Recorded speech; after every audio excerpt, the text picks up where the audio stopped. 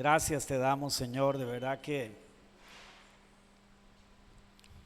qué gracia, qué misericordia tienes para con nosotros, Señor. Muchas gracias, Señor. En esta mañana disponemos nuestro corazón, Señor, para escuchar tu voz, Señor. Que sea tu Espíritu Santo, Señor, el que nos dirija, que nos guíe, el que abre por la boca del predicador, y que en esta mañana podamos ver tu gloria, Señor. Podamos conocerte, Señor. Dios, gracias por esta oportunidad que nos das. En el nombre de Jesús. Amén y amén. Llegamos al capítulo 17 de Mateo, mis queridos hermanos y hermanas. Así es que les ruego que lo busquemos.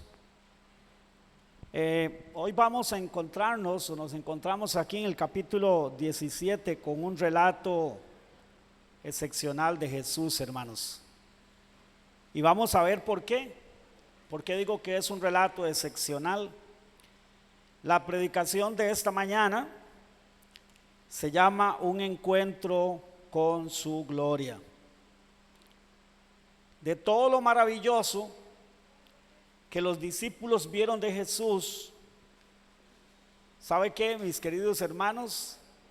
Esta es, creo yo, sin lugar a duda, la experiencia más extraordinaria que ellos pudieron haber vivido. Y claro, está la experiencia de la resurrección, y eso es extraordinariamente grande. Pero vamos a ver esta mañana por qué digo que incluso creo yo que al menos para estos tres discípulos, Pedro, Juan y Jacob, este fue el momento más extraordinario por la forma en que pudieron ver al Señor Jesucristo. Mateo 17, vamos a estar del verso 1 al verso 7, al verso 9, Dice la palabra del Señor así: 6 días después, Jesús tomó a Pedro y a Juan, a Pedro, a Jacobo y a Juan, su hermano, y los llevó aparte a un monte alto. ¿Y qué hizo? Y se transfiguró delante de ellos, y resplandeció su rostro como el sol. A ver si empezamos a entender por qué digo que este es el momento más extraordinario. Y sus vestidos se hicieron blancos como la luz. Y aquí les aparecieron Moisés y Elías hablando con él. Entonces Pedro dijo a Jesús: Señor, bueno es para nosotros que estemos aquí. Si quieres, hagamos aquí 3 enramadas, una para ti, otra para Moisés y otra para Elías. Mientras él aún hablaba, como si lo que ya estaban viendo, lo que estaba sucediendo no era extraordinario, una nube de luz los cubrió, y aquí una voz desde la nube que decía: Este es mi Hijo amado, en quien tengo complacencia, a él oíd. No sé, mi hermano, mi hermana, si hubiésemos estado ahí, ¿verdad? Solo podríamos imaginarnos. Al oír esto, los discípulos se postraron sobre sus rostros, o sea, cayeron acostados con su cara, con su rostro contra el suelo, y tuvieron gran temor. Entonces Jesús se acercó y los tocó y les dijo: levantaos y no temáis. y alzando ellos los ojos, a nadie vieron, sino a Jesús solo. Cuando descendieron del monte, les mandó diciendo: no digáis a nadie la visión, o sea, lo que ellos habían visto, hasta que el Hijo del Hombre resucite de los muertos. Mis queridos hermanos, digo que esta es la experiencia más extraordinaria y que más marcó, creo yo, sin duda alguna, y luego lo vamos a ver al final, la vida de los discípulos, al menos de estos tres hombres, en este momento cuando Jesús muestra su gloria divina a sus discípulos. Dice que 6 días después, ¿de qué? ¿Se acuerda lo que hablamos la semana pasada? ¿Se acuerdan de lo que hablamos la semana pasada? Bueno, si usted no se acuerda, vaya un momentito conmigo al capítulo 16, ¿sí? Capítulo 16, estuvimos hablando de cómo Jesús anunció su muerte de nuevo a sus discípulos y cómo Jesús les habló de tener una decisión radical en sus vidas, de seguirlo, ¿verdad? En fin, y estuvimos hablando de todo esto y hablando también de cómo Jesús les dijo que Él padecería, ¿verdad? Él moriría, o sea, Él lo matarían, lo torturarían hasta lo sumo, pero que después Él se levantaría glorioso y luego vendría en su gloria, ¿verdad? Con sus santos ángeles. Y termina diciendo en el verso 36: de cierto os digo que hay algunos, y estoy leyendo este versículo a propósito para que podamos enlazar lo que sigue allá. De cierto os digo que hay algunos de vosotros, de los que están aquí, que no gustarán la muerte, o sea, no van a morir hasta que ¿qué? Hasta que hayan visto al Hijo del Hombre, ¿cómo? Viniendo en su reino. Bueno, pudiera ser que nosotros al leer esto estemos pensando que Jesús hablaba enfáticamente del momento de su segunda venida, pero obviamente que ninguno de sus discípulos iban a poder estar vivos para cuando eso, ya de hecho no lo están, ni ninguno de nosotros. Pudiera ser que si el Señor no viene pronto, antes pues de que lleguemos al límite de nuestra edad o nuestro tiempo en esta vida, pues no vamos a estar vivos. Entonces, ¿a qué se refería Jesús cuando dijo que algunos de ellos no morirían hasta verlo venir en su reino? Bueno, eso tiene varias connotaciones, ¿cierto? Pero una de esas connotaciones es esta. Y por eso dijo algunos de ustedes. Porque lo primero que vemos en este relato, ¿sabe qué, mis queridos hermanos y hermanas?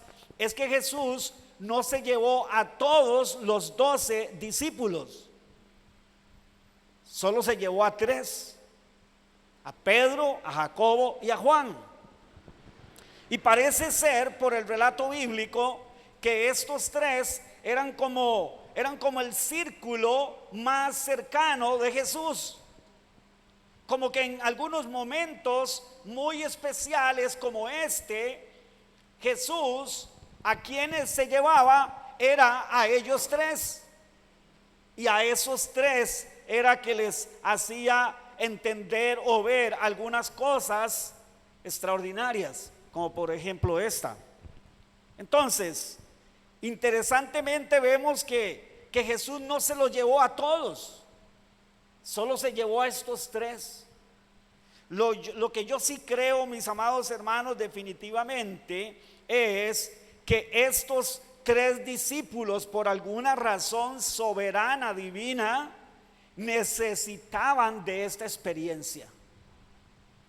Necesitaban pasar por esto, necesitaban ver al Señor de esta manera. ¿Qué fue lo que pasó? O sea, ¿qué fue lo que sucedió en ese momento? Dice la palabra, se transfiguró delante de ellos.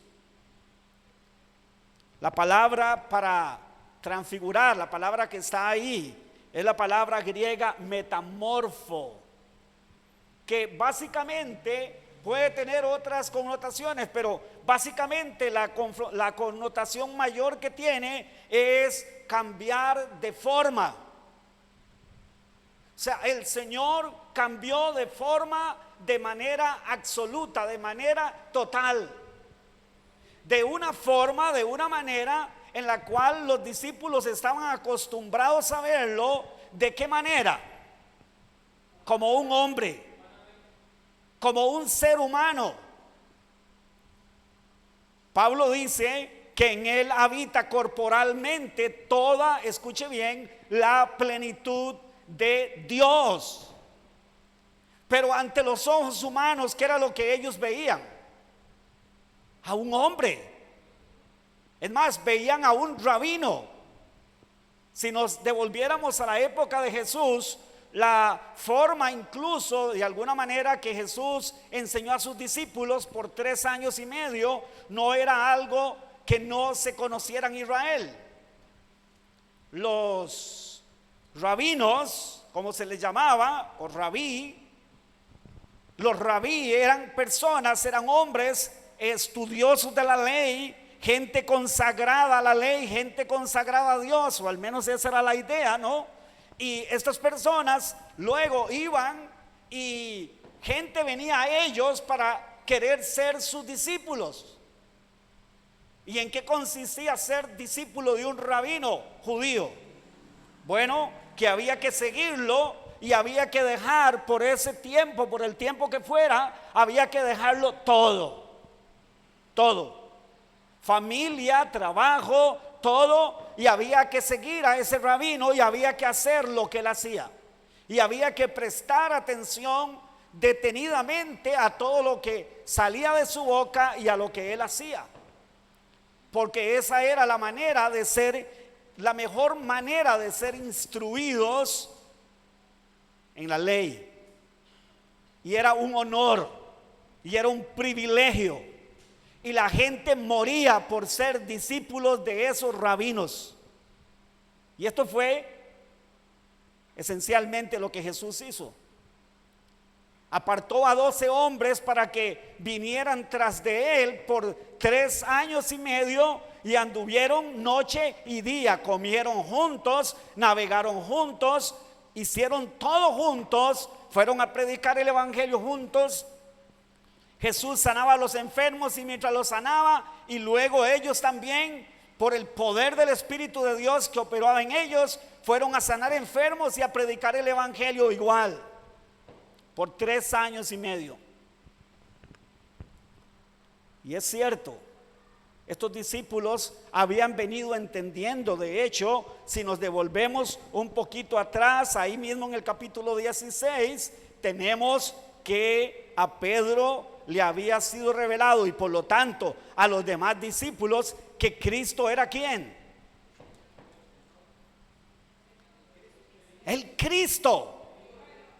Y decir esta palabra, el Cristo, es una palabra o una idea muy importante, porque está relacionado con el contexto judío, que ya lo hemos explicado, que los judíos nacían, crecían y morían en la mayoría de los casos, esperando ¿a quién? ¿Esperando qué? Al Mesías, al Cristo, al ungido, al Salvador. Claro, ellos no lo veían como el Salvador de sus almas, de sus pecados, ni que ese Cristo era Dios mismo encarnado, sino que ellos veían que ese Cristo era quien el Padre, el Dios, Jehová Todopoderoso, iba a enviar para volverlos de donde habían caído políticamente, ¿sí? En su estabilidad, por todo lo que ellos habían sufrido y estaban sufriendo, y en ese momento estaban bajo el yugo de esclavitud del Imperio Romano. Ellos soñaban, pero ellos habían visto todo esto.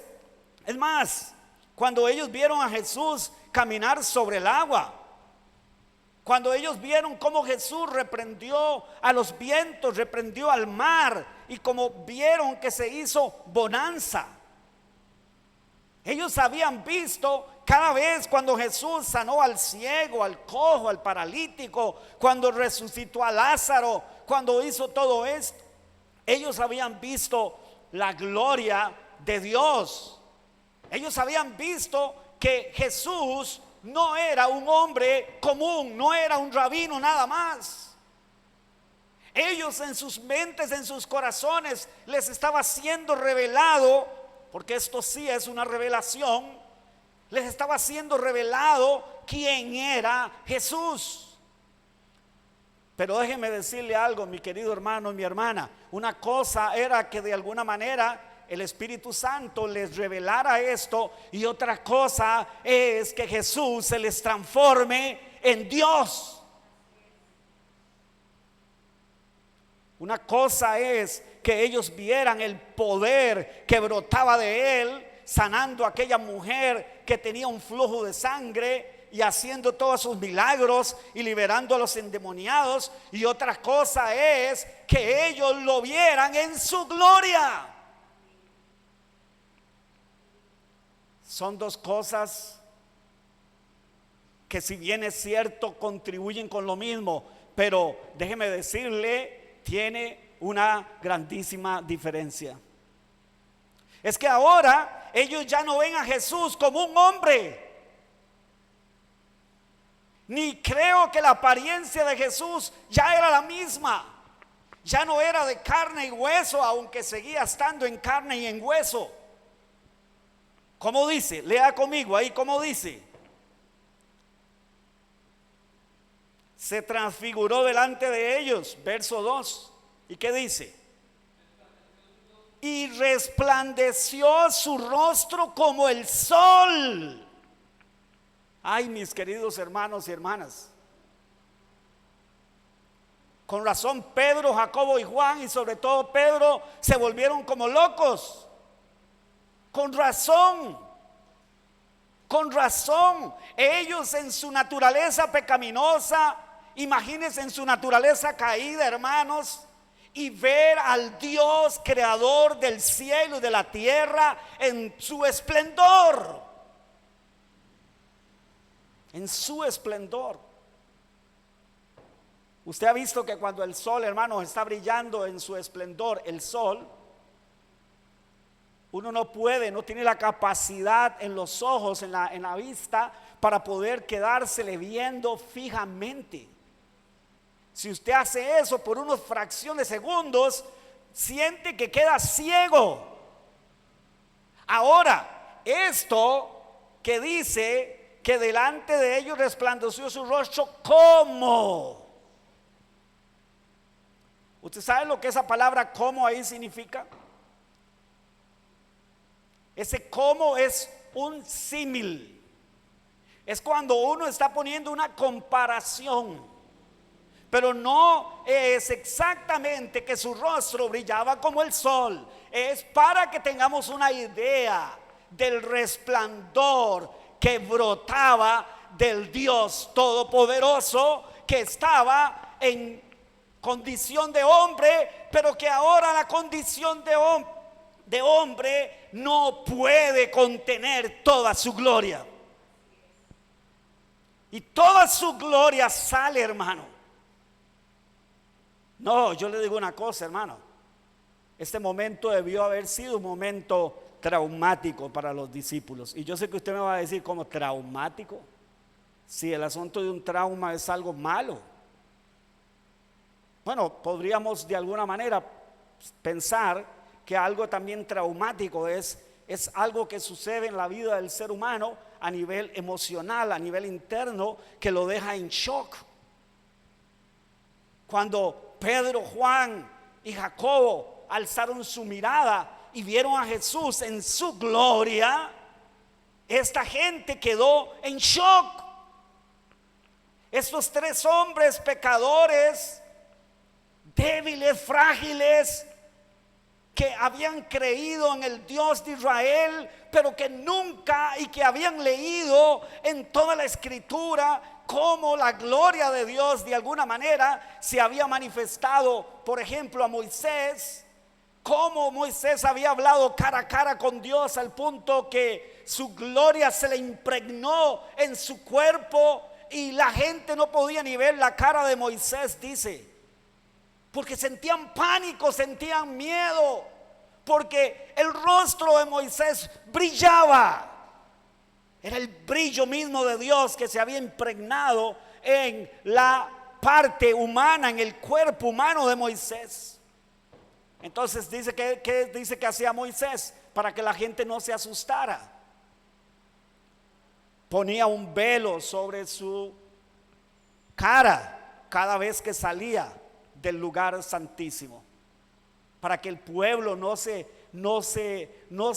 alarmara y se alejara huyendo, como sucedió en el monte Sinaí, cuando dice que Dios bajó al monte y el monte temblaba y echaba humo y se oía un estruendo, y cuando la voz de Dios empezó a sonar como truenos, Israel le gritó a Moisés y dijeron, se taparon los oídos, dijeron que por favor Él no nos habla porque nos vamos a morir, que mejor Él le hable a usted y usted nos dice a nosotros.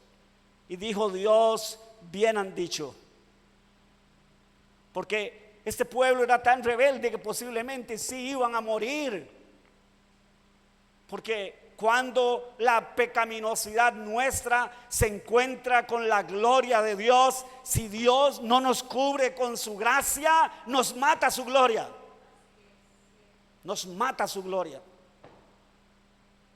Es tan contrario, es tan lejana la pecaminosidad y la debilidad humana ante la gloria del Dios Todopoderoso, que si su gracia no nos cubre, su gloria nos mata.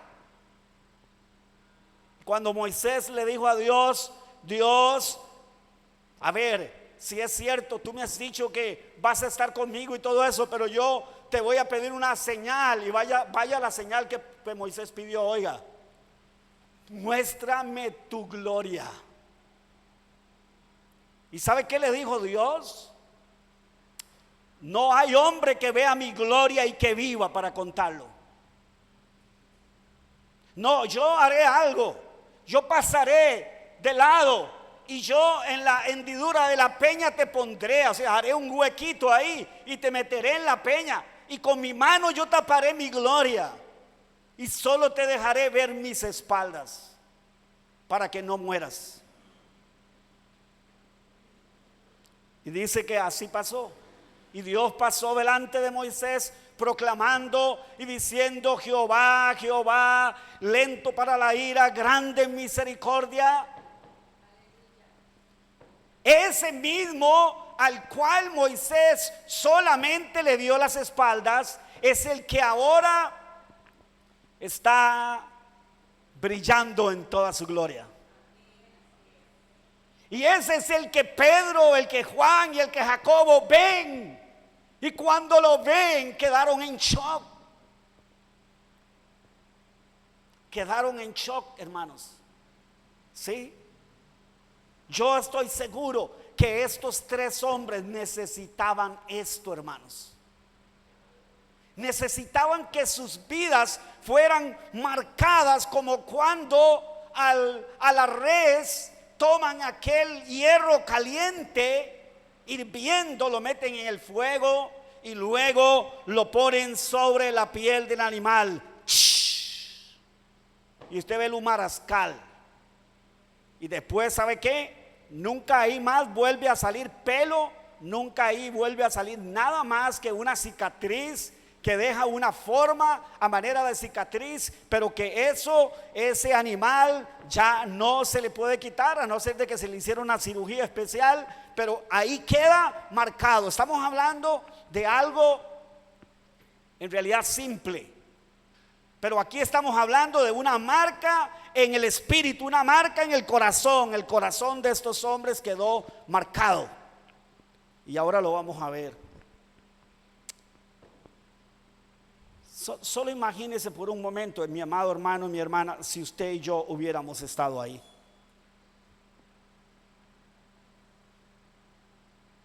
Y yo le voy a decir algo.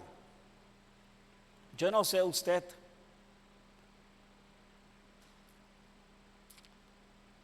pero yo daría todo, hermanos, todo por haber estado ahí, aunque me hubiera muerto, porque eso es lo máximo, eso es lo más sublime que un ser humano puede aspirar, verlo a Él en su gloria. ¿Y usted sabía que usted y yo lo vamos a ver un día en toda su gloria? ¿Usted tiene esa convicción? Pero no tenemos ni idea de lo que eso es, hermano. No tenemos ni idea de lo que eso es. Yo daría todo, hermanos, por haber estado ahí. Pero no fue ni a mí, ni a usted, ni a otro el que Dios quiso darle esta gloriosísima, incomparable experiencia de ver al Hijo de Dios, a Dios mismo, brillando en toda su gloria. Esto tuvo que haber marcado el corazón de ellos hasta lo más profundo, hermanos. Tuvo que haber venido una convicción tan fuerte, transformadora, una convicción transformadora. Escuche bien, a la vida de Pedro, a la vida de Juan, a la vida de Jacobo, cual estoy seguro que no volvieron a ser los mismos después de ahí. Eso es por eso que luego a Pedro no le importa ser crucificado. Es más, dice la tradición, es una tradición, dice que a Pedro lo iban a crucificar como crucificaron al Señor. Pero él dijo: no soy digno de morir como mi Señor.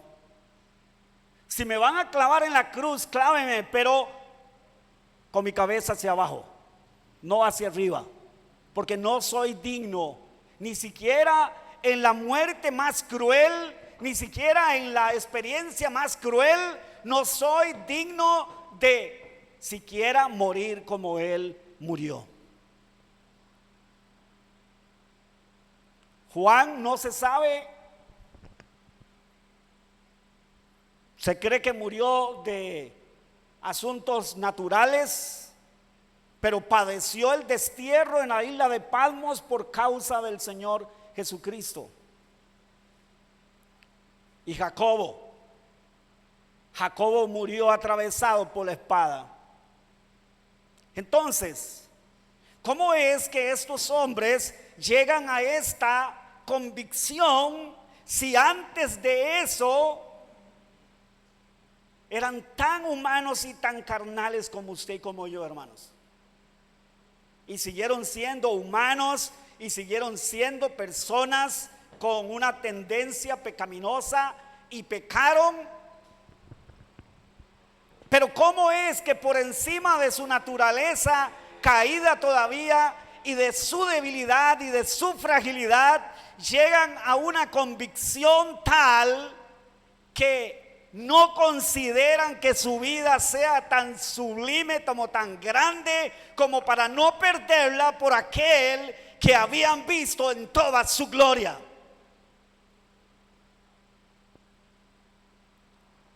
Es que una vez que vieron al Señor en su gloria, esto tuvo que haber traído una convicción a sus corazones que ya no había nada más en este mundo más grande que eso, que darse por la causa de su Señor, que era nada más y nada menos que el Dios omnipotente, el Dios que habita en luz inaccesible, el Dios todopoderoso.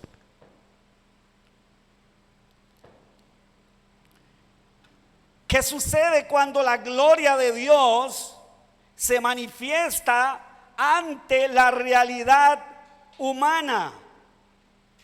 Ante esa realidad frágil, ante esa realidad distorsionada, ante esa realidad de pequeñez, de temor, de estar solo acostumbrados a lo terrenal, a lo que ven los ojos, a lo que percibe la naturaleza carnal.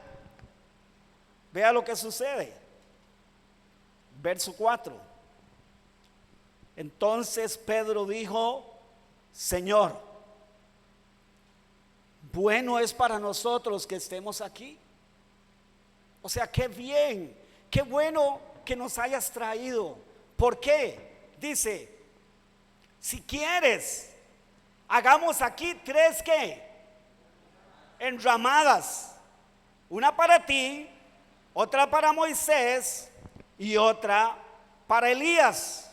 Porque ¿qué dice la Biblia? Que aparecieron estos 3 hombres, o estos 2 hombres más bien, con Jesús. Apareció Moisés y apareció Elías en la transfiguración. ¿Sí? Aparecieron ahí con el Señor, pero vea lo que dice el verso 3. Y aquí les aparecieron Moisés y Elías hablando con él. ¿No le da curiosidad a usted qué es lo que estaban hablando? ¿Alguien sabe qué es lo que estaban hablando? La Biblia nos dice lo que estaban hablando. ¿De verdad? Sí. Solo haga este ejercicio conmigo. Vaya a Lucas 9 al verso 33. Y Mateo no nos lo cuenta, pero Lucas sí nos lo cuenta. Lucas nos cuenta en el verso 33 y dice: y sucedió que apartándose ellos de él, Pedro dijo a Jesús: Maestro, bueno es para nosotros que estemos aquí. Hagamos 3 enramadas, una para ti, una para Moisés y una para Elías. Ok, eso lo vamos a leer luego, en la otra parte esa de lo que estaban hablando. Pero, ¿qué dice ahora? No sabiendo lo que decía. O sea, estaba fuera de sí. ¿Cómo estaba Pedro? ¿Cómo estaba Jacobo? ¿Y cómo estaba Juan? Fuera de sí, estaban en shock. No sabía Pedro lo que estaba diciendo. En otras palabras, Pedro se volvió como loco, hermanos.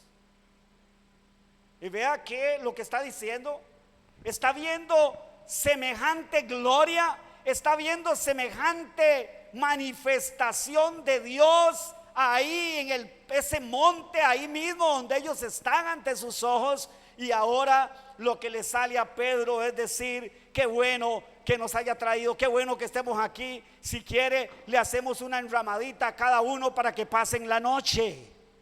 Eso era lo que Pedro estaba queriendo decir.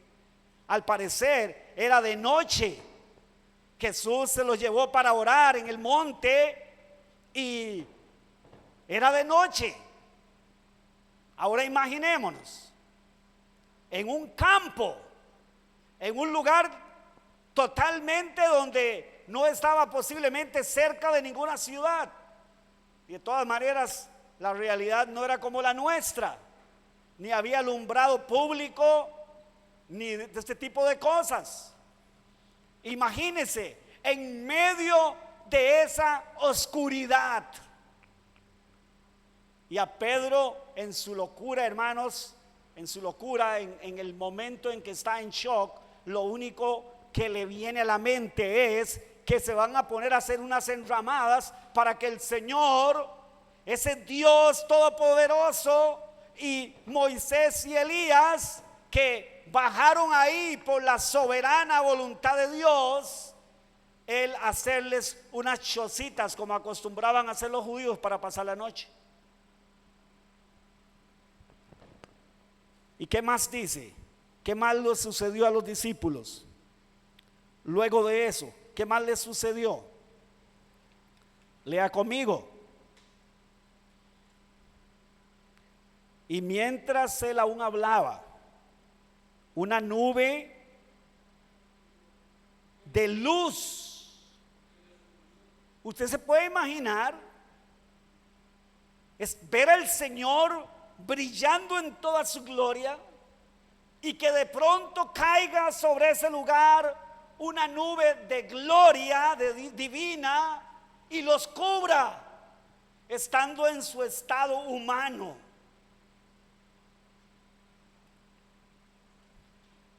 Si no se murieron fue porque la gracia de Dios los guardó y los cubrió.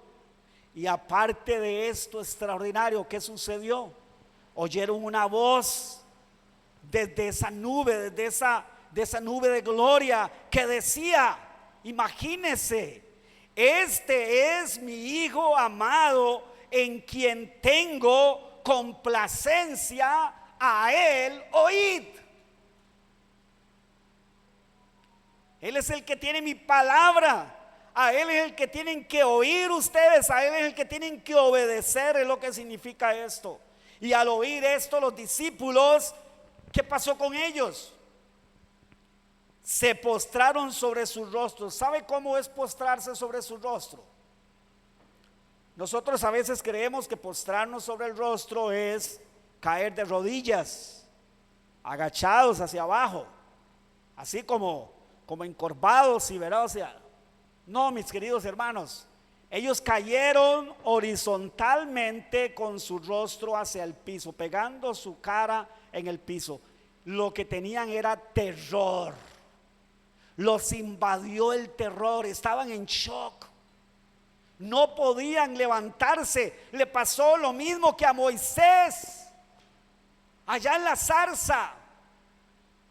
Cuando dice que Moisés vio una zarza que ardía, un matorral espinoso, ardía, no se consumía, el fuego no pasaba, no se acababa. Y él dijo, ¿qué es esto tan raro? Nunca he visto yo algo igual. Voy a ver qué es lo que está pasando ahí. Y él se fue, y cuando él iba llegando a donde estaba la zarza ardiendo, oyó una voz que le dijo, Moisés, quita el calzado de tus pies, porque el lugar donde pisas santo es. Y dice la Biblia que fue tal el susto, el espanto de Moisés, que Moisés cubrió su rostro para no ver al Señor. Ustedes y yo vemos, hermanos, que esa es la reacción natural del ser humano cuando Dios viene a su encuentro en gloria. Cuando Dios, el santo Dios todopoderoso, invisible, que habita en luz inaccesible, creador de todas las cosas, todopoderoso, santo, santo, santo, viene ante el pecador lo que se apodera de él es el espanto, es el temor. Y ese temor lo lleva a tomar una posición de tratar de esconder su rostro, sus ojos, porque no quiero verlo, porque me muero.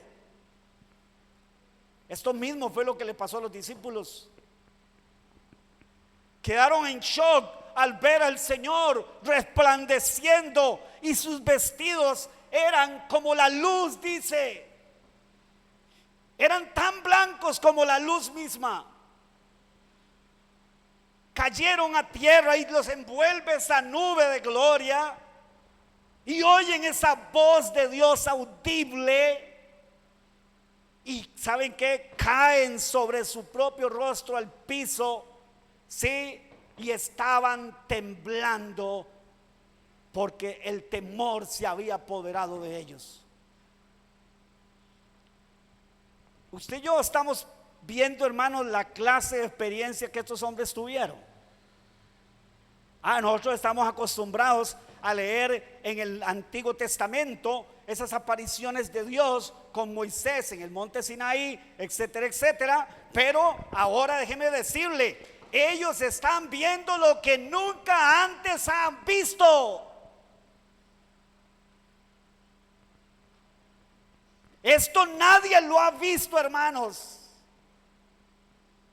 Es más, le voy a decir, cuando Jesús resucitó en gloria, todavía su gloria no se veía como se vio ahí.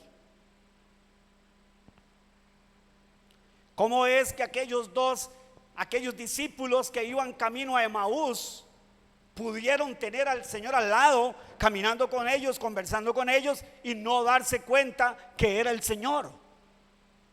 Porque ya estaba resucitado, ya no tenía el mismo cuerpo, pero la gloria no estaba brotando como está brotando aquí ahora. ¿Y cuál es la reacción entonces en Pedro y en los discípulos? Vemos la reacción del ser humano cuando la gloria de Dios viene. Es cuando tenemos que entender que si la gracia de Dios no nos cubre, que si la gracia de Dios no nos sustenta, nos mataría, nos destruiría que Dios venga a nosotros a habitar en nosotros. Nos destruiría. Vemos entonces hasta dónde llega la gracia de Dios. La gracia de Dios es quien nos cubre, quien hace que podamos nosotros convivir con ese Dios santo que brilla más que 1000 soles, con ese Dios que no tiene pecado, con ese Dios que es tal gran su grandeza, su belleza, su majestad, cual no hay nada semejante a Él. Pero sabe, mi amado hermano y mi hermana, aquí podemos ver nuestra fragilidad. ¿Sabe cuándo los hombres de la Biblia pudieron ver realmente su pecaminosidad? Cuando se encontraron de alguna manera con Dios. E Isaías grita: ¡ay de mí!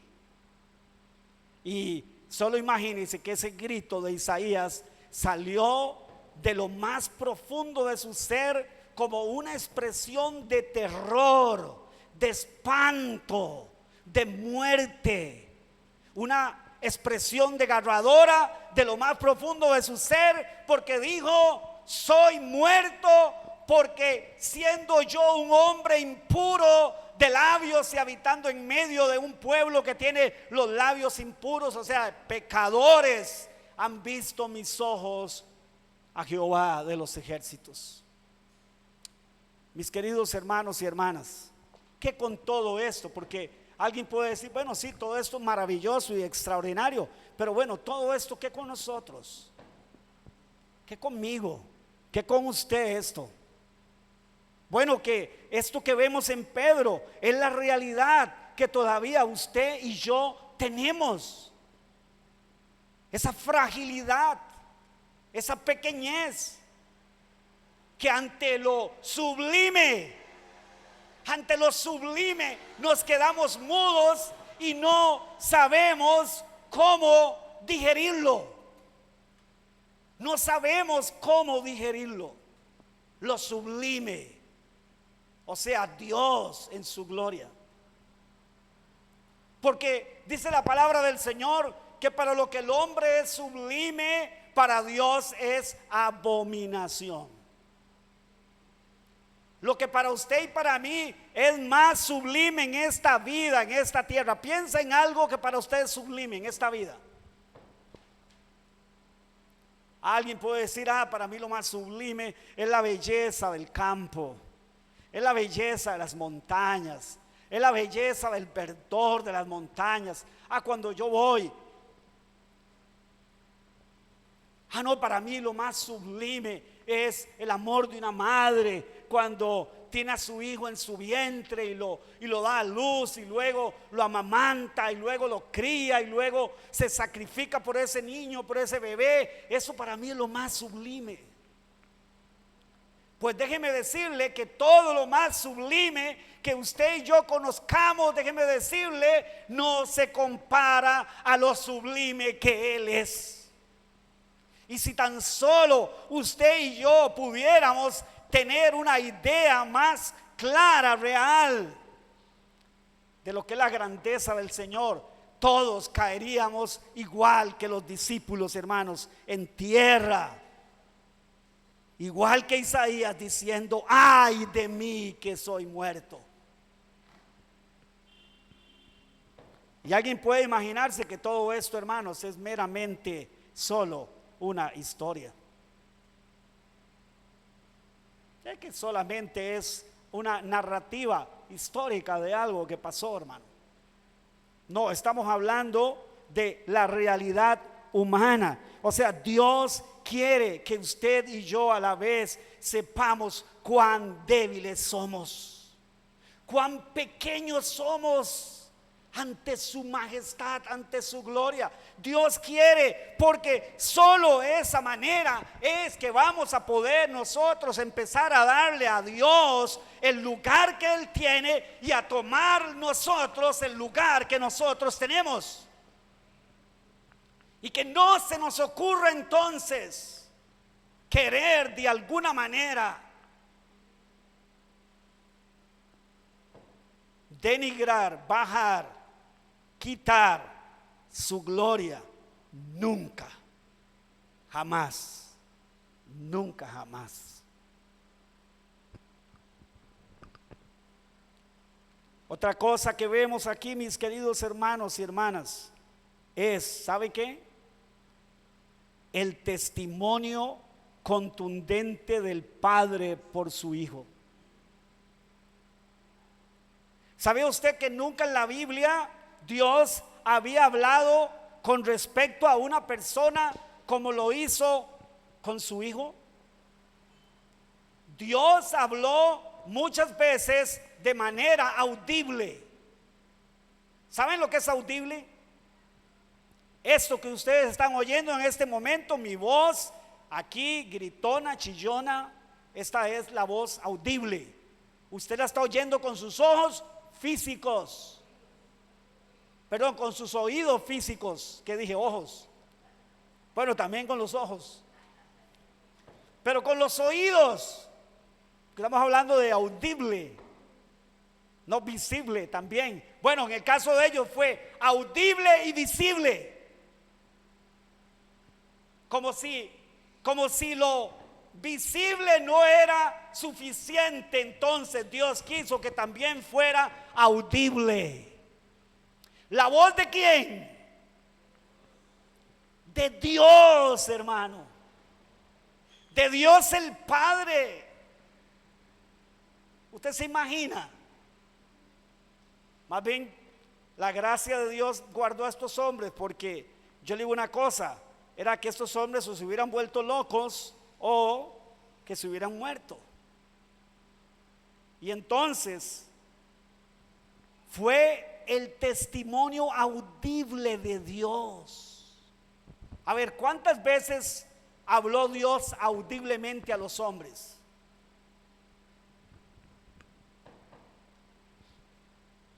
En el Sinaí habló audiblemente, ¿sí? En algún momento Dios habló audiblemente a algún hombre. En el Génesis a Abraham también le tuvo que haber hablado audiblemente. A Pablo le habló audiblemente, etcétera, etcétera.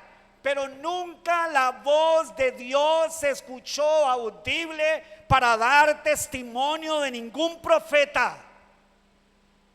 Dios el Padre nunca dijo de ningún profeta delante de los hombres: Él es mi Hijo amado, a Él escúchenlo. Nunca. Pero sí lo hizo con Jesús al menos 3 veces. ¿Se acuerdan de esos momentos? En el bautismo, ajá, en el capítulo, creo que es capítulo 6 de San Juan, dice que en un momento que los judíos no creían en él, eran incrédulos, y Jesús dijo: santifica a tu hijo, y se oyó una voz del cielo, y todos los que estaban ahí la oyeron y dijeron: eso fue un trueno. Usted se imagina cómo es la voz de Dios, hermano, la voz audible de Dios, como un trueno. Y dijeron: eso fue un trueno. Y otros decían: fue un ángel que le habló, porque dijo: lo he glorificado y lo glorificaré otra vez. Esa voz del cielo que vino. Y ahora, por tercera vez, se escucha la voz del Padre audiblemente diciendo: Él es mi Hijo, escuche, en el que se complace mi alma.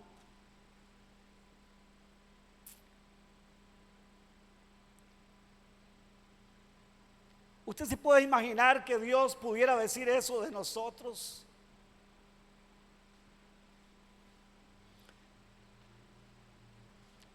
Y un día Él lo va a decir. Un día Él va a decir: ven, buen siervo y fiel. En lo poco fuiste fiel. Allá en la tierra esto es lo poco.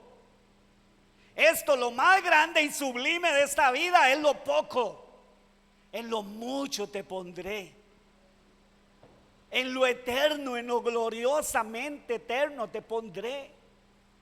Yo creo, mis queridos hermanos, que todos nosotros necesitamos encontrarnos con la gloria de Dios. Ahora usted y alguien podrá decir: pastor, usted está loco. ¿Cómo va a ser que Dios va otra vez a hacer lo mismo? Ya el Señor está en su trono. Ya Dios no está hablando audiblemente desde el trono. Ya nadie está escuchando la voz de Dios de esa manera, audiblemente, tronante la voz de Dios. ¿Sabe cómo Dios hoy muestra su gloria a nosotros? Ya no ante estos ojos físicos, posiblemente ya no ante estos oídos físicos, pero sí la voz de Dios sigue siendo tronante, hermanos. Y esta tiene el mismo poder. Esta es la palabra misma de Dios. Es que cuando nosotros la escuchamos, sabe, por la gracia de Dios a través de su Espíritu, y cuando usted y yo escuchamos y tomamos la palabra de Dios con temor y temblor en nuestra vida, sabe que ante esta pequeñez, ante esta fragilidad, ante todavía esta pecaminosidad, déjeme decirle que entonces nuestra vida va siendo marcada cada día, hermanos, por la gloria misma de Dios. Nosotros deberíamos de clamar al Señor y suplicar: Dios, muéstrame tu gloria. Muéstrate a mí, Señor. Muéstrate. Solo conociendo la gloria de Dios, nuestra vida va a ser transformada, hermanos.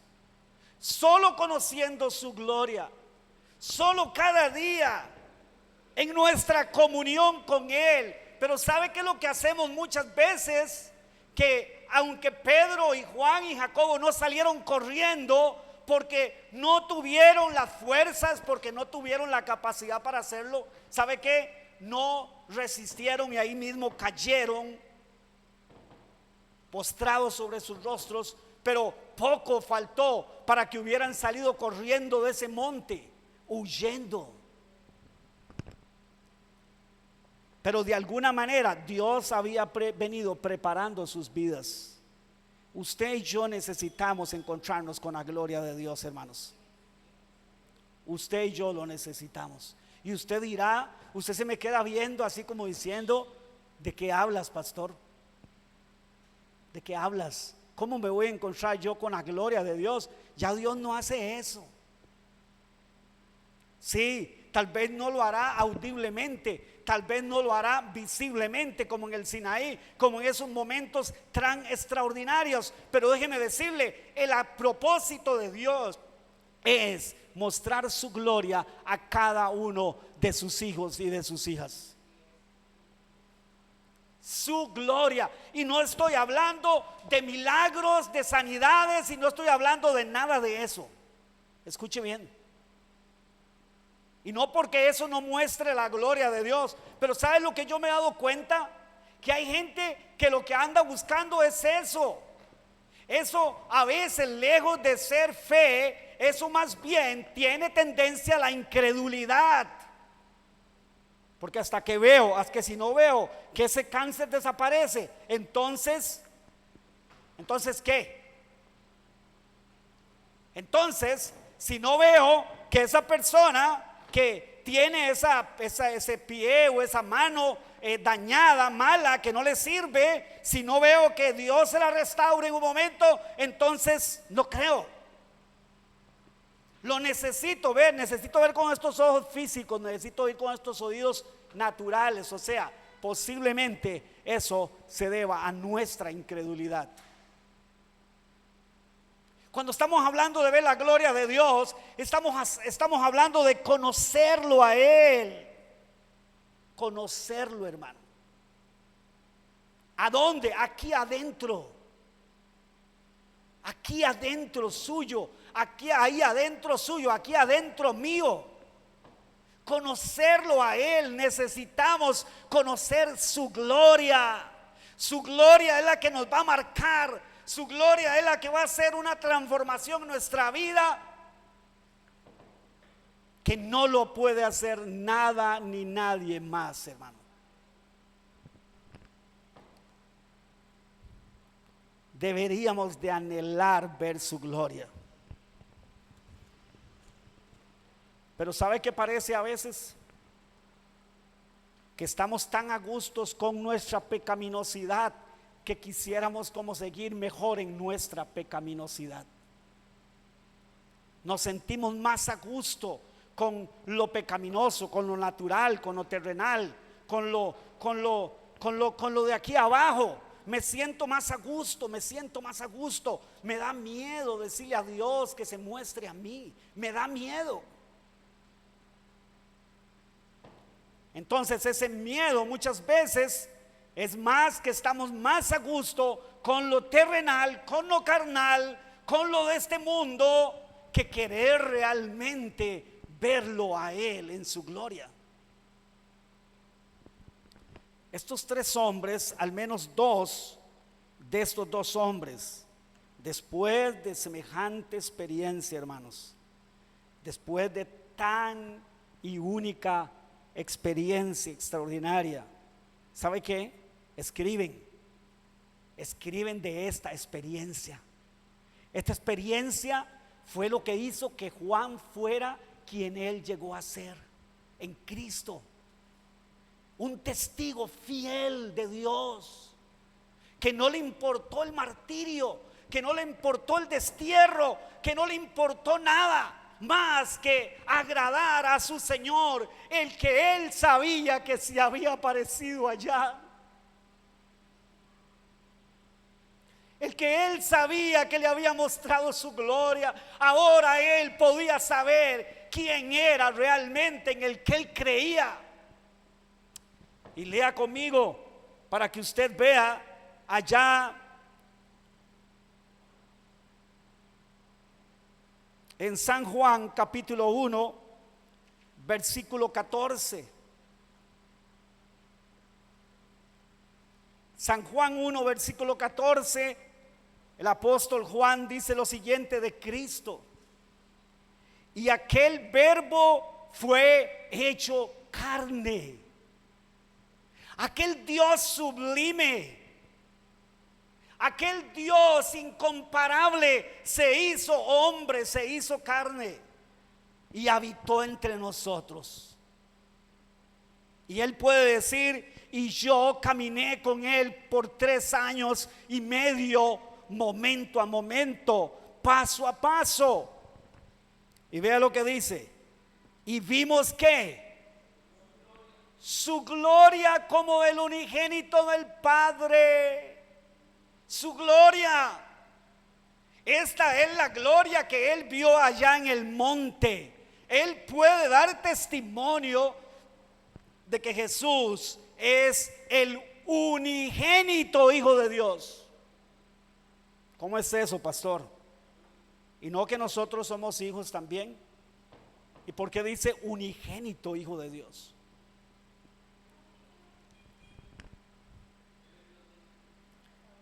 Porque esta palabra de hijo no es la misma que la Biblia usa para usted y para mí. Esta palabra de hijo es de la misma naturaleza del Padre, de la misma esencia del Padre. Él en esa esencia solo tiene un hijo y se llama Jesucristo nuestro Señor y Dios. Y él dice: vimos su gloria como la gloria del unigénito del Padre. ¿Cómo?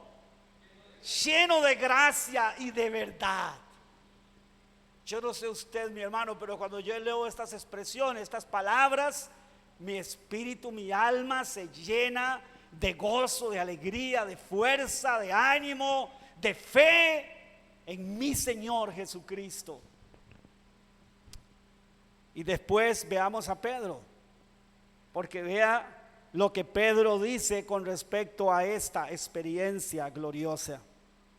En su segunda carta, capítulo 1, verso 16, dice: porque no os hemos dado a conocer el poder y la venida de nuestro Señor Jesucristo siguiendo ¿qué?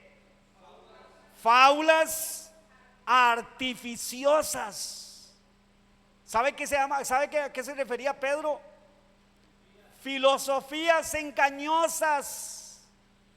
Filosofías que lo que hacen es manipular. No, sino dice: oiga, como habiendo visto con nuestros propios ojos su majestad. Usted puede ver la convicción con que Pedro escribe esto, mi querido hermano y mi hermana. Cuando él dice como habiendo visto, es como quien yo vi la majestad misma del Señor Jesucristo.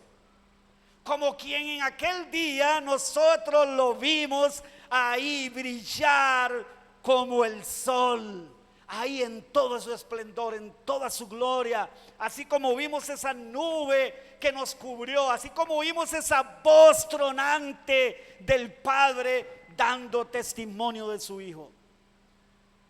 Y para terminar, quiero que lea conmigo un texto de cómo es que la gloria de Dios se va manifestando a nuestra vida, hermanos, y nos va transformando en la misma imagen de su Hijo Jesucristo. Y es que debemos entonces de anhelar cada día, y debería de ser más que cualquier otra cosa, hermanos, más que estar pidiendo pantalones nuevos, y no estoy diciendo que eso sea malo, más que pedir carro nuevo, que no estoy diciendo que eso sea malo, más que pedir cualquier otra cosa, sanidad de nuestro cuerpo, cualquier otra cosa, que no estoy diciendo que sea malo pedirlo, pero debería de ser que nuestra oración más suplicante, más insistente, debería de ser esta a nuestro Dios. Y es segunda de Corintios capítulo 3 verso 18, y con este texto acabamos en esta mañana. Y dice así: por tanto, nosotros todos, ¿quiénes son todos? Sus hijos, su pueblo, su iglesia, nosotros su iglesia, mirando a cara, ¿cómo? Descubierta, como en un espejo, como en un espejo, la gloria del Señor, viendo que como en un espejo a cara descubierta, viendo que la gloria del Señor es la misma gloria que ellos vieron, solo que hoy nosotros la vemos de una manera diferente, en el sentido de nuestra condición. Dice, gloria del Señor. ¿Qué hace esa gloria? Somos transformados. Somos transformados. ¿De qué manera? ¿Sabe qué es lo que significa de gloria en gloria? No es tener una muletilla de decir, a ver hermano, ¿cómo está? Bendecido, prosperado, en victoria y en gloria. No es eso, hermano. No es eso. Esa no es la gloria. Es de gloria en gloria. ¿Pues sabe por qué dice de gloria en gloria? Es porque una y otra vez Dios se quiere mostrar a nosotros y nos quiere ir marcando y marcando y marcando y marcando y marcando y marcando, transformando hasta que en nosotros, vea lo que dice, en la misma imagen. ¿Imagen de quién? De Cristo el Señor, como por el Espíritu del Señor. Ahora usted entiende por qué es que Dios envió a su Espíritu a usted y a mí. ¿Sabe qué es lo que sí el Espíritu Santo está haciendo y quiere hacer en usted y en mí, hermano, hermana? Mostrarnos la gloria de Cristo para transformar nuestra naturaleza carnal y caída a la naturaleza que proviene de Él y que es semejante al de la gloria de Él. Aquí no está hablando de una experiencia como la que tuvieron los discípulos, pero sí está garantizando que todos nosotros, esto está sucediendo en nosotros. Solo que a veces usted y yo no lo tenemos tan claro, hermanos.